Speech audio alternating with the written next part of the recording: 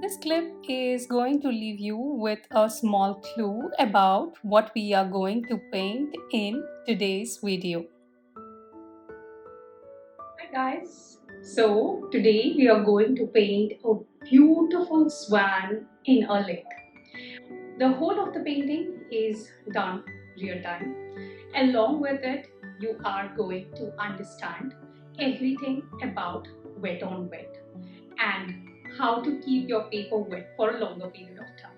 We start by working through the sky, then moving on to the rippled lake, as well as lastly attempting the swan. I have masked out my swan as it is a pretty lighter value compared to the lake that we had to paint.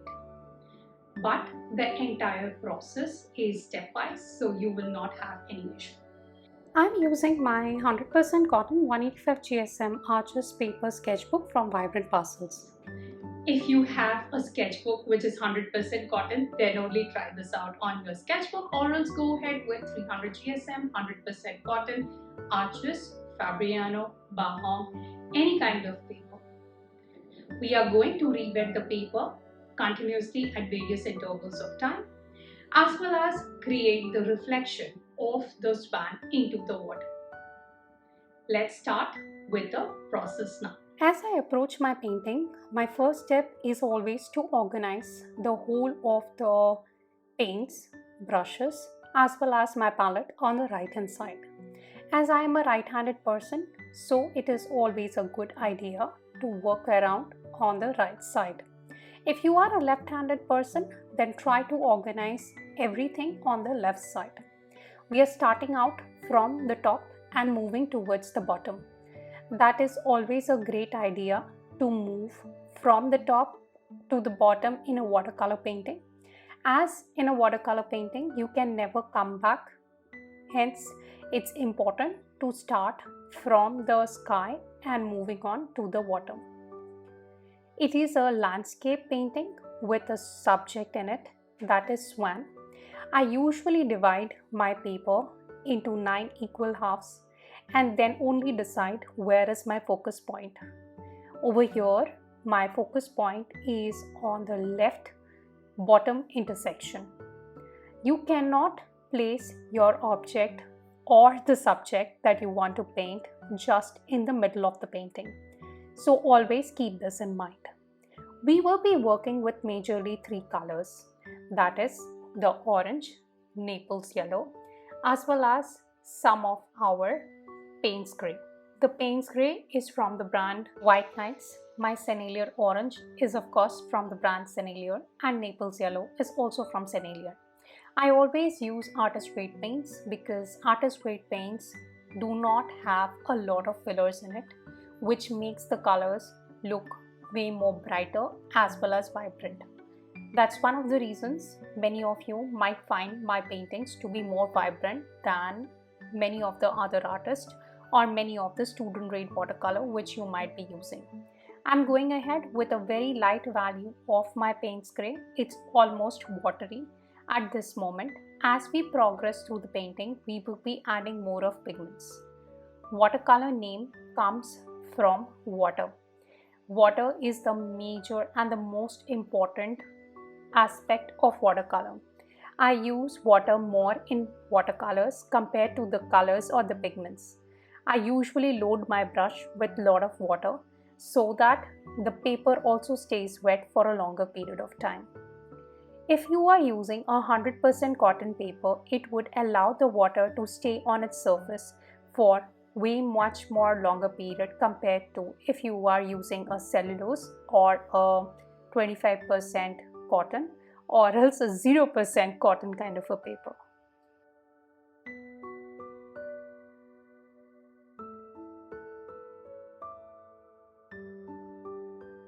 Right now my paper is quite wet and it is way more easier for me to work upon this.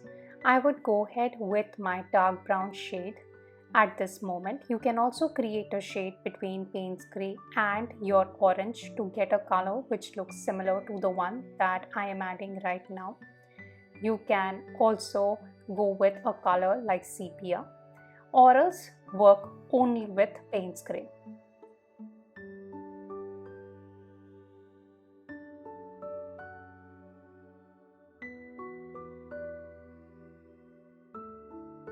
Some bits and parts of my Naples Yellow is important in few of the areas of the sky. The sky is still not much dramatic, though I'm not going to add a lot of drama, but make it a bit more darker towards the top. I don't want a really warm sky towards the top area. That's one of the reasons I'm adding this darker value of my Paynes gray. The Paynes gray has less of blue in it, hence I like to work with this shade. If you do not have this shade, please go ahead with neutral tint.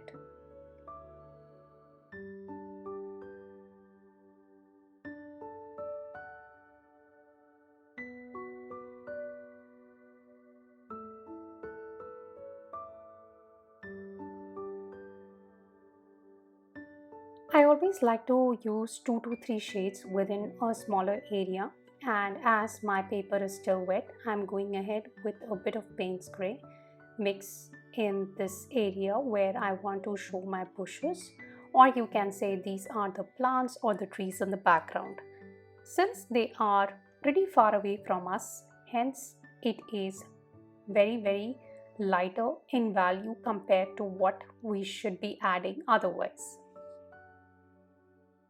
There is a very simple rule of perspective. Whatever is far away from us will be way more lighter, as well as they will not be detailed. Whatever is closer to us will be much more detailed, as well as it would be darker in values. Just finishing off my sky. Once the sky is done, we will allow the paper to get dry completely, and once it is dry, we will go ahead with the bottom area of the painting. I have already masked my swan, as I did tell you earlier. I have used Winsor & Newton masking fluid for the same. Once you have masked the swan, it is important to go ahead and paint fearlessly. That is something which I always say. If you haven't masked the swan, there is a little probability that you might go over the area which is kept for the swan. This is the lightest value which we have to work around with in this whole of the painting, and we have kept it for the last as we do not want any colors to go into it.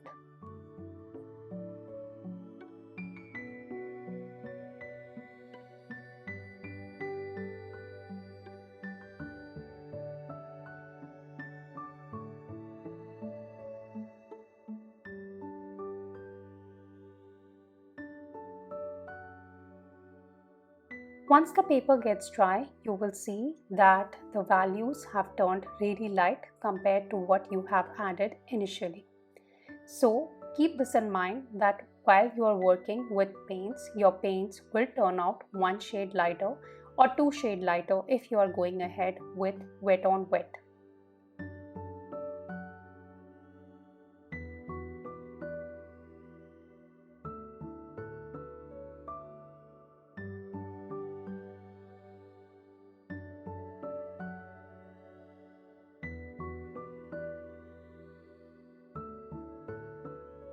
As this is more of a sunset painting, hence the colors that I apply over here is orange as well as Paynes gray.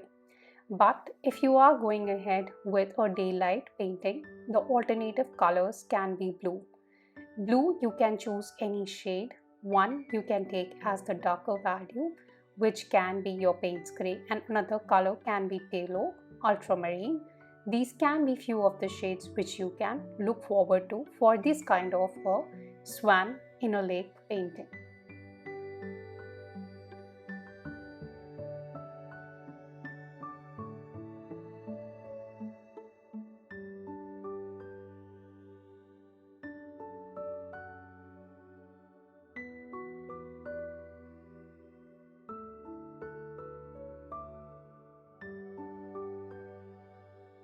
I'm using my brush in a really random manner as there are ripples in the water, hence each and every area will not be in darker value.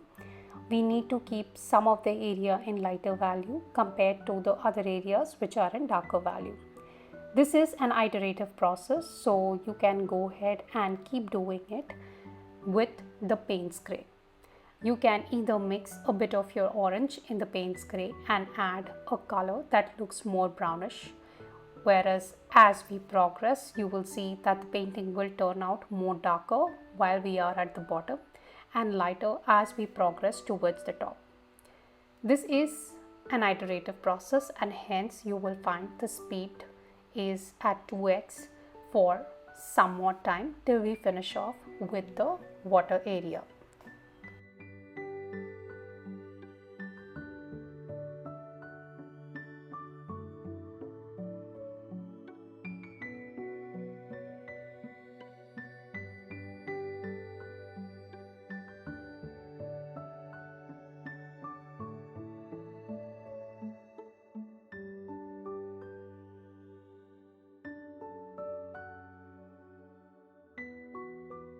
For maintaining the wetness of the paper, you should not be working directly under the fan.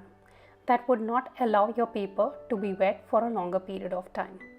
And secondly, if at any place you start getting hard edges, let the paper dry off and again re-wet the entire part of the lake before you go ahead and add further colors into it, or else you might get some hard edges which we do not need for the whole of the painting.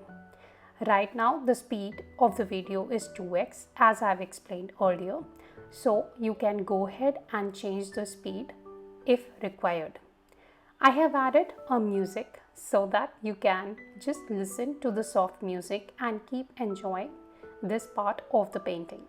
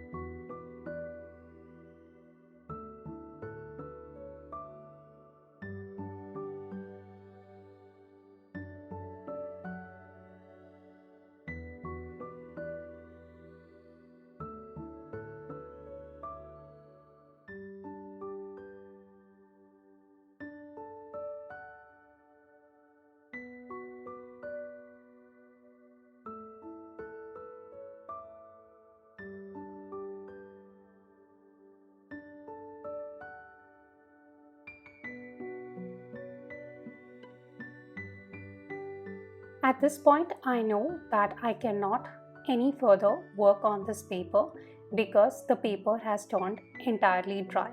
And if I keep working on this paper, I will get hard edges. Keeping this in mind, we have to stop, and this is the most important aspect in a watercolor painting. If you keep working on the paper, it will become overworked, and we really do not want, after so much of hard work that we have added, the whole of the painting doesn't turn out exactly the way we want. So let this paper dry off and let's come back to our swan. We are back to our normal speed and it's time to paint the beautiful and the most amazing reflection. The reflection, of course, is happening on a rippled water, which means that we will also have rippled kind of a reflection on this part of the water area. I'm going ahead with the darker value because it is evening time. Hence, you will not get exactly the white reflection into the water. The water will also reflect the colors of the sky. Water doesn't have any color of its own. So whenever you are painting water, whether it be calm water, whether it be any kind of a moving water, you need to make sure that it reflects the color of the sky as well as the object which is there. If it is clear sky, then it might absolutely reflect the object or the subject that you are painting. Continue with the process of adding the reflection with the darkest value, and it is a mix of my Paynes gray as well as orange that you see me adding right now. I am painting on top of the ripples and leaving a few areas just like that. I am not painting on the total area of the paper. Once this part is done, we will allow the paints to dry off before we remove the masking fluid of the swan. If you go ahead and remove the masking fluid of the swan before the reflections are dried off, what happens is that your colors will move into the swan. The swan is more into the white value which we want to keep. So making your paper absolutely dry is very important at this stage.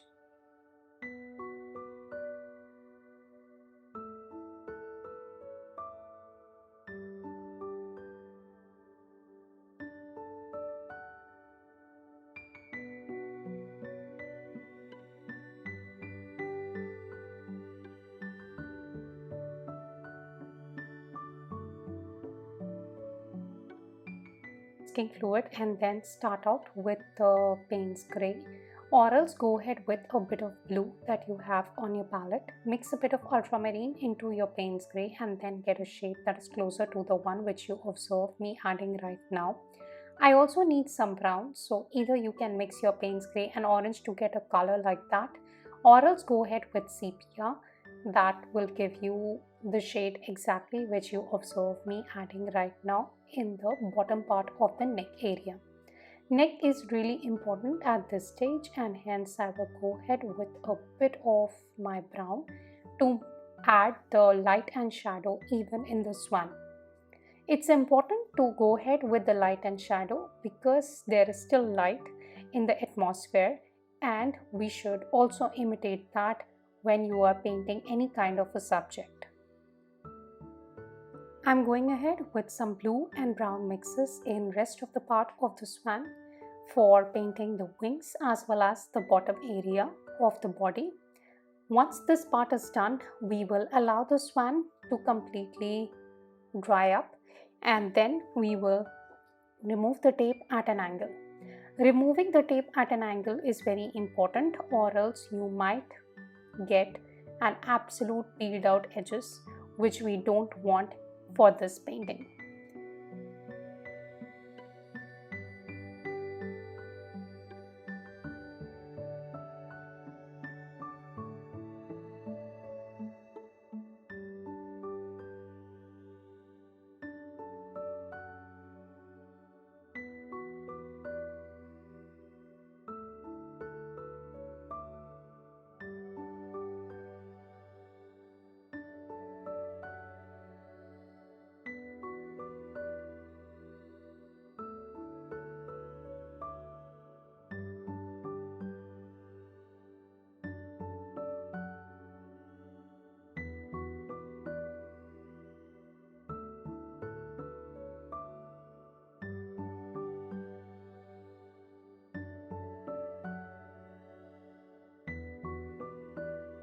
I will add some more amount of brown towards the bottom part wherever you see it is just going towards the water area.